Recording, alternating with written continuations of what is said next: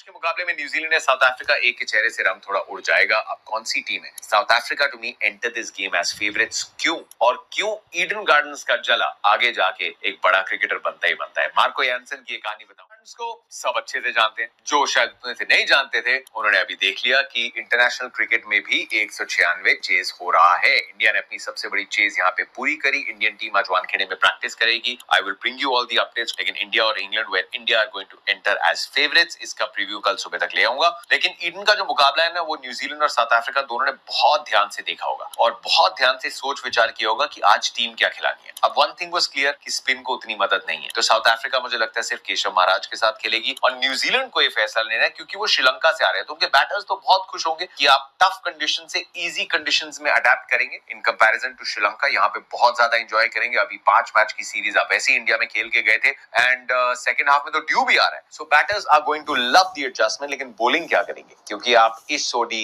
कोल मैकॉन्की और mid Santner के साथ खेल रहे थे। मैट हेनरी की अपडेट मिड सैंटनर ने ये दी है कि वो रास्ते में है after the birth of his second child. He is on his way back. तो वो कल रात को as per video time land कर गए होंगे। तो आई एम 100% श्योर इस सेमीफाइनल में मैट हेनरी उतरेंगे unless there is a physical issue, जिसके लिए आपके पास काइल जेमिसन मौजूद है एज अ बैकअप। लेकिन एक स्पिनर तो कम करना चाहेगी न्यूजीलैंड की टीम। अब वो स्पिनर कम करके आप किसको खिलाते हैं? प्लेइंग 11 में कुछ देर में आते हैं, but I just want to talk about Marco Jansen. मेरे लिए मार्को यानसन इस समय साउथ अफ्रीका की इस टीम में लुंगी एंगीडी के बाद is the leader of the attack. मेरे लिए actually is the leader of the attack because वो सबसे ज्यादा अग्रेशन लेके आ रहे हैं। Lungi is putting up a master class slower bowling में, डिसेप्टिव स्लोअर बॉलिंग में, स्विंग बॉलिंग में। लेकिन मार्को यानसन इस समय ऑल फेज में he is dishing out master classes. South Africa के सेकंड हाईएस्ट विकेट टेकर हैं इस टूर्नामेंट में, 11 विकेट लेके 5th ऑन द लिस्ट है। लेकिन ये कहानी ईडन पे क्यों जुड़ी है? ईडन वो ग्राउंड है जहां पे बेन स्टोक्स पे 4 छक्के लगाए थे कार्लोस ब्रैथवेट ने 2016 में, और उसके बाद बेन स्टोक्स टेस्ट क्रिकेट में became one of the greatest allrounders. Eden gardens वो ग्राउंड है जहां 2023 में जो वर्ल्ड कप का मैच था, विराट कोहली ने 100 बनाया, मार्को यानसन का भी 100 बन गया था almost. 94 runs is what he considered अपने 9.5 ओवर में। एंड उसके बाद साउथ अफ्रीका सेमीफाइनल में भी हार गई थी। मार्को यानसन उस वाक्य को आसानी से भुला नहीं पाए। And when you see him, you जो आप हाव भाव देखते हैं, स्वभाव देखते हैं खिलाड़ी का, आपको समझ आता है कि ये बंदा ना सिर्फ ऊपर ऊपर की परत नहीं है, इसमें बहुत डेप्थ है। एंड एक बड़ा अच्छा इंटरव्यू मैंने ESPN क्रिकेट पे पढ़ा जहां पे मार्को यानसन ने बात करी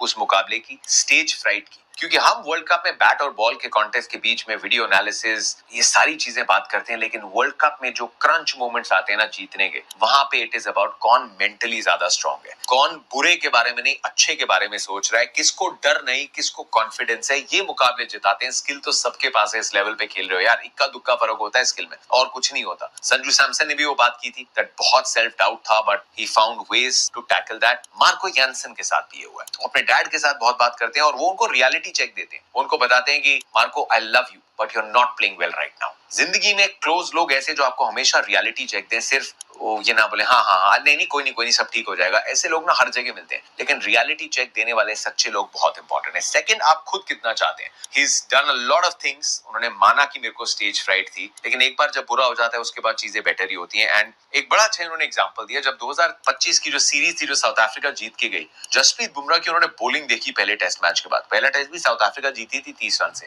लेकिन बंदा प्रेप कर रहा है कि मेरे सामने दुनिया का नंबर 1 फास्ट बॉलर खेल रहा है, मैं इससे कंपीट कर रहा हूं, लेकिन मैं इससे सीख भी सकता हूं क्या? सीखने की भूख, that is what sets you apart. तो उन्होंने देखा कि बुमराह बहुत बैक स्पिन डालते हैं बॉल पे, तो उन्होंने भी जाके नेट्स में ट्राई किया और उनको लगा वाह यार ये कुछ खास है, बॉल थोड़ा ज्यादा रिस्पॉन्ड कर रही है। उन्होंने वो करना शुरू किया। इस टूर्नामेंट में उनकी नकल और स्लोअर बॉल थोड़ी लिमिटेड थी, तो एक पाम बॉल लेके आए। अगला भी जो टेस्ट मैच हुआ था गुवाहाटी में, वहां मार्को यानसन ने 93 रन बनाए थे और साथ में 6 विकेटें निकाली थी पहली इनिंग्स में। He is a top quality cricketer. Ben Stokes की बैटिंग ऊपर आती है, यानसन अगर और ऊपर बैटिंग करेंगे ना तो इनके भी नंबर्स बेन स्टोक्स वाले होंगे। He is already on that path. South Africa से जैक कैलिस आए हैं यार, one of the greatest allrounders to have ever played the game. हमने तो अपने पूरी लाइफ में उनको क्रिकेट खेलते हुए देखा है। Marco Jansen is on that path. उतना क्रिकेट नहीं खेलेंगे बट बैटिंग हो या बॉलिंग हो, he is a top quality cricketer. और इस मुकाबले में भी, क्योंकि न्यूजीलैंड के खिलाफ जो पिछली बार खेले थे, उन्होंने 2 विकेटें ऐसी कमाल की आउट की थी। उन्होंने फिन एलन को आउट किया था जो सेट थे 30-31 पे अपनी स्लोअर बॉल से, वही नकल एक्स्ट्रा स्लोअर बॉल, और उन्होंने मार्क चैपमैन को आउट किया था। उन्होंने एक कस के यॉर्कर मारी थी इतनी 140 के ऊपर की स्पीड में, उसके बाद एक लेंथ बॉल डाली, उस पे सिंगल मिला था, उसके बाद दूसरा स्ट्राइक है। अगली बार जब चैपमैन आया ना स्ट्राइक पे, वो बंदा ऐसे रेडी था, बहुत तेज डालेगा, and he bold a beautiful slower ball mark Chapman को आउट करने के लिए। वो एक मास्टर क्लास थी मार्को यानसन की। तो south Africa are the better bowling lineup. New Zealand batting में मैच कर सकती है अगर साइफर्ट और फिन एलन वो स्टार्ट दे देते हैं। फिन एलन और साइफर्ट भाई बेरहमी से मारते हैं, मतलब कूकाबरा की बॉल के अंदर की आत्मा की रूह कांप जाती है, ऐसे मारते हैं।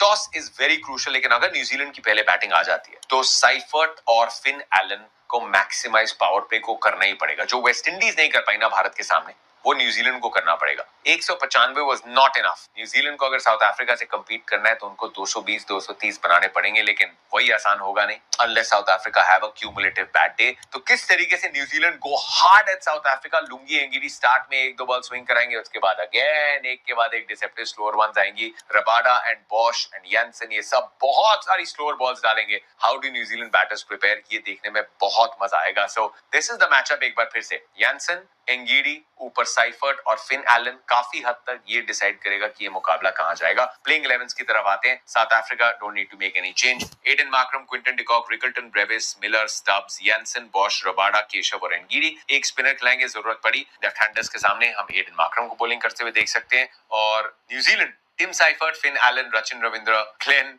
फिलिप्स, चैपमैन के ऊपर डैरल मिचेल क्या बैटिंग कर सकते हैं, दिस इज अ क्वेश्चन। लेकिन वहीं पे मेरे को लगता है मकॉन्की की जगह they will be tempted to bring in Jimmy Neesham. अगर मकॉन्की की जगह नहीं ला रहे, क्योंकि मकॉन्की ने आपको थोड़ी बैटिंग भी करके दी है, तो फिर हो सकता है कि आप इस सोडी की जगह मकॉन्की को खिला लें, क्योंकि सेंटर तो खेलेंगे, लॉकी तो खेलेंगे, हेनरी तो खेलेंगे। So Jimmy Neesham will give you that extra, एक थोड़ा बैटिंग ऑलराउंडर। अब किसकी जगह आते हैं, मकॉन्की की जगह आते हैं, सोडी की जगह आते हैं। That is what New Zealand need to decide. Kyle Jameson उनका बाकी का ऑप्शन है। Due is a factor. हमने देखा था 9:30 पौने 10 के आसपास उतनी ड्यू आ रही थी, जो कि पिच को बहुत बेहतर कर देती है बैटिंग में, तो एडवांटेज तो है। सेमीफाइनलिस्ट की टॉप 4 टीमें हैं, जो ये सब स्ट्रॉन्ग टीमें हैं। South Africa, India, New Zealand, England. तो कौन सी टीमों के बीच फाइनल खेला जाएगा, कमेंट में अपनी राय जरूर बता के जाना। और ऐसे ही क्रिकेट अपडेट्स के लिए चैनल को लाइक, सब्सक्राइब करना बिल्कुल ना